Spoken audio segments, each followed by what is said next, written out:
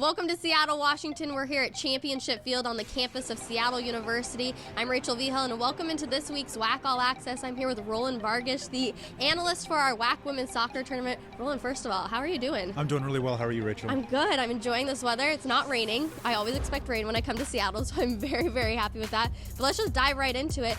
Last night's matches, overall, what were your thoughts on it? I thought they were great. The first match started off, went all the way to overtime. We got some overtime. We got some penalty kicks. It was a great shootout. And then on to the next round. The second match was good as well. It started a little bit flatter than the first, but in the end, we had two really good matches to start this WAC Women's Tournament. Those PKs, have you ever seen so many saves in a row?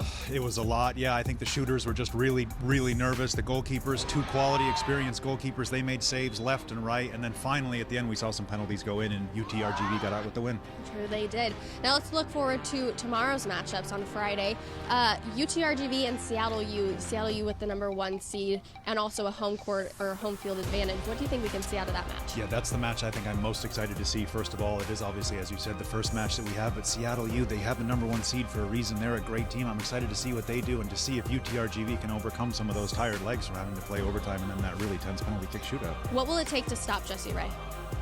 A lot, a team effort. You know, that's a quality player in the Western Athletic Conference. It's going to take a whole team effort. I'm sure that they're going to be keying on that, watching film probably as we speak. And then Kansas City, they're on that 5-match win streak, and then they'll go up against Utah Valley. What do you think we can see out of that match? That's the hot team right now, Kansas City. Utah Valley, they were here watching last night, so I'm sure they got some early scouting in, but I think that the momentum certainly is with the lower seed there.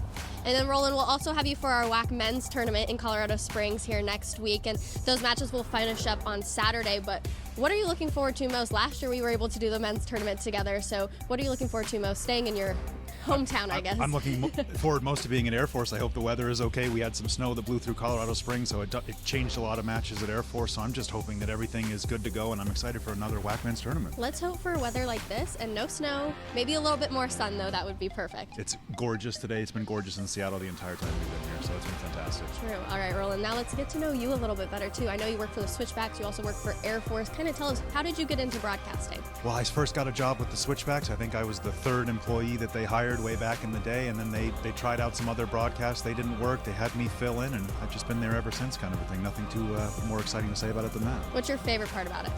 Just that I get to work in soccer. I get to do what I love. I get to call soccer games. I get to be with the team all the time. It's just, I couldn't ask for a better job. And then you also work for Air Force. I do. Can you tell us a little bit about what you do for Air Force? I'm all over these days in Air Force. They'll have me on women's swimming and diving. I'll be doing lacrosse. I'll be doing everything. Wherever they need someone to fill in, I'm the guy. I'm just fill in Roland. If someone else drops out, they'll call me and I'll try to jump in as best I can. Have you learned a new sport that you've learned to love? Well, I grew up in Baltimore, so I should love lacrosse. I should know something about it. I don't really, so I've been slowly getting into lacrosse. They're one of only 2 D1 teams west of the Mississippi. Air Force is one of them, so I've been slowly trying to get myself involved in lacrosse as best I can. And I know you have a puppy. I definitely want to bring up your puppy because the puppy is adorable. How does your puppy love Colorado Springs? He adores Colorado Springs. He's staying with my dad right now. God knows what he's doing. He's probably eating something he shouldn't be or chewing something he shouldn't be, but he's an adorable little dog, and I'm excited to get back to him. Maybe I'll bring him out to one of the WAC games next week. You should. I love dogs. Maybe I can bring my dog too. We can have a puppy play date. Play date at the Air Force game. Why not? Perfect. Would love it. Alrighty. Well, Roland, I definitely appreciate it, and we will look forward to Friday's matches. Thank you, Rachel. Yeah, no problem. All right, for WAC All Access, this is Roland Vargish. I'm Rachel Vigil.